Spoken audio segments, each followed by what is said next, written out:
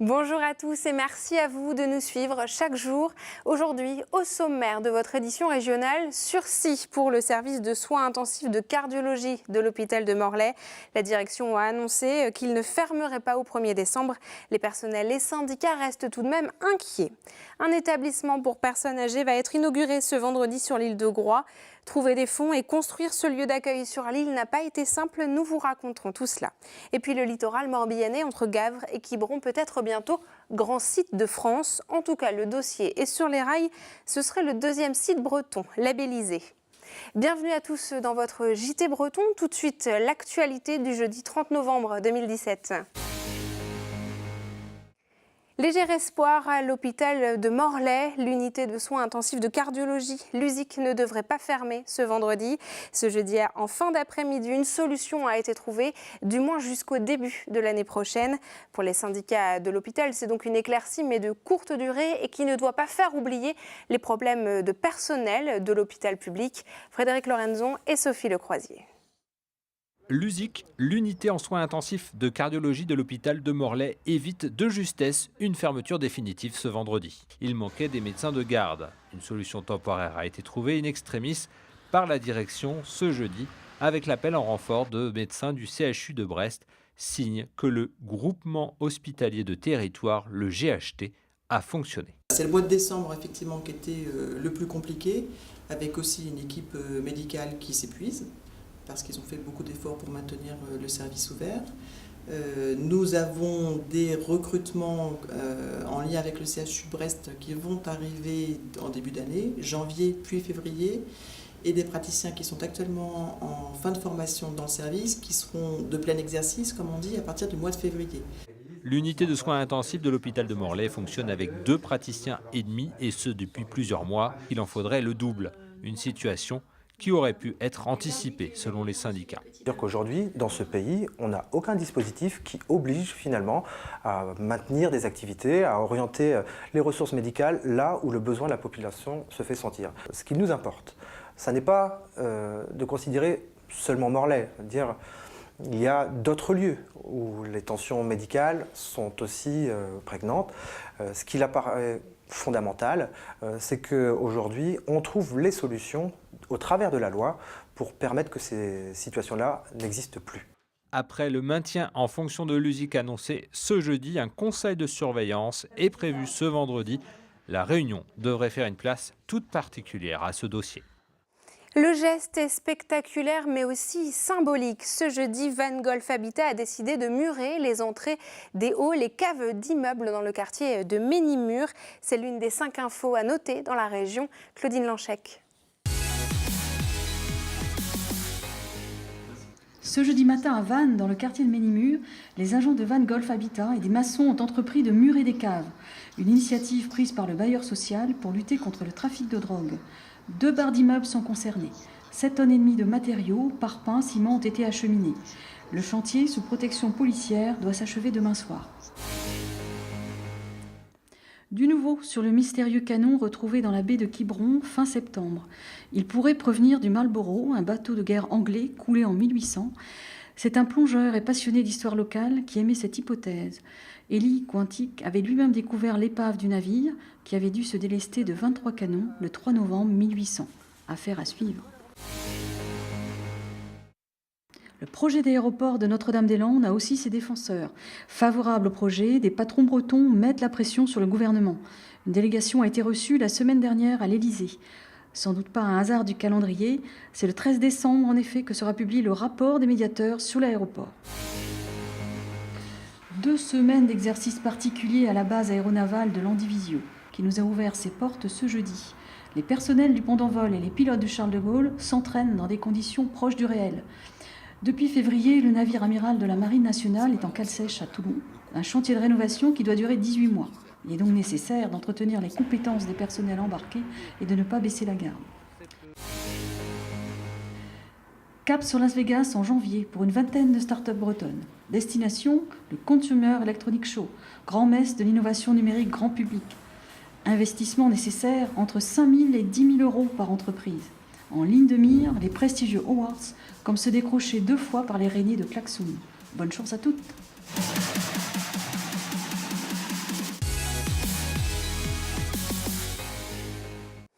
Selon une étude de l'organisme Retraite Plus publiée ce mercredi, la région disposerait d'une place en EHPAD pour 4 personnes âgées de plus de 80 ans, alors que la moyenne nationale est de 1 place pour 6 personnes.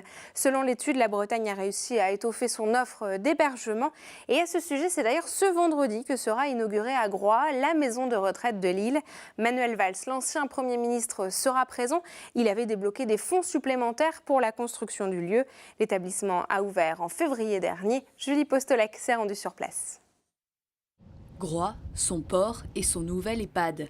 Ouvert depuis février pour remplacer l'ancienne maison de retraite, l'établissement accueille 47 résidents dont s'occupe une équipe de 42 personnes. Si elle doit gérer des contraintes d'organisation à cause des interventions médicales sur le continent, l'EHPAD reste un atout pour Lille. Déjà, on est le premier employeur de Lille, donc c'est quand même une grande source d'emploi et de dynamisme économique. Un autre atout, c'est qu'on peut accueillir les seniors groisillons qui ne peuvent plus vivre à domicile. Ils ne sont pas obligés de quitter leur terre. Ça me donne un peu de souvenirs parce que moi j'ai quitté Lille, j'avais 27 ans. Moi je me trouve très bien. Je fais ce que je veux et tout le monde est gentil, c'est l'idéal. Plus confortable et spacieux, ce nouvel EHPAD répond aux normes pour accueillir des personnes âgées dépendantes, contrairement à l'ancienne maison de retraite. Un établissement coûteux, 6,5 millions d'euros, mais la mairie a pu le financer grâce à des subventions exceptionnelles. Si on avait fait le même EHPAD sur l'Orient, il aurait coûté 40% moins cher. Malgré ce surcoût, on arrive, aussi grâce à des aides exceptionnelles qu'on a obtenues, on arrive à un prix de journée qui n'est pas plus cher que sur le continent. Donc, si vous voulez, c'était quand même le but de rechercher, quoi. On ne voulait pas pénaliser les pensionnaires par le fait qu'on soit une île.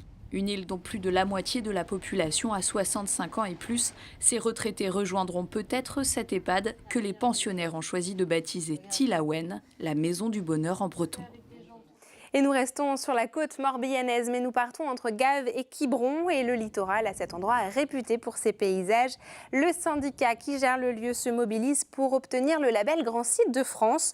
17 lieux en France l'ont obtenu, un seul en Bretagne. Il s'agit de la Pointe du Raz. L'obtenir permettrait de poursuivre la préservation et la valorisation de cet endroit. Karine Chevrolier. C'est un paysage sculpté par le vent et l'océan, un arc dunaire de 35 km allant de Gavre à Quiberon. Exempt de toute urbanisation, il représente le plus vaste espace naturel du littoral breton, avec quelques singularités. On observe la présence de plusieurs espèces protégées au niveau européen. Il y a notamment des espèces d'orchidées qu'on peut retrouver dans les zones humides. Au niveau flore, on a près de plus d'un tiers de la flore armoricaine qui est présente sur ce site. En quelques kilomètres, on a la quasi-totalité des types de milieux présents en Bretagne qui se retrouvent sur ce site. Un site dont la fréquentation est estimée chaque année à 20 millions de visiteurs. Depuis 20 ans, un syndicat en assure la protection, la gestion et la valorisation. Et pour aller encore plus loin dans cette démarche, il veut obtenir le label Grand Site de France. On a des objectifs nouveaux qui va être d'aménager, d'assurer la sécurité, d'assurer l'accueil, d'assurer la beauté des paysages. Il y a un aspect de notoriété bien sûr et d'afflux de population qui nous amènera à encore mieux maîtriser l'afflux des touristes, d'aménager les circuits, que ce ne soit pas une dégradation de la côte et de l'environnement, mais une amélioration de l'environnement. Le syndicat s'engage ainsi à poursuivre ses actions tout en trouvant un juste milieu entre préservation et promotion du site dunaire. Prochaine étape, une présentation à la commission départementale des sites en février, avec pour objectif d'obtenir ce label pour l'été 2018. En Bretagne, le ballon ovale se fait doucement une place et c'est dans les Côtes d'Armor que le nombre de clubs de rugby est le plus bas de la région. Pourtant, un petit nouveau vient d'être créé à Lamballe sous l'impulsion d'un ancien joueur professionnel de rugby. Si l'offre est encore faible, la demande est belle et bien là, comme l'a constaté Mathilde Kemener qui s'est rendue sur le terrain pendant la séance d'entraînement. Dans la région lambalaise, ce terrain de foot accueille désormais des joueurs de rugby. Le club est créé depuis 2 mois et compte déjà 80 licenciés.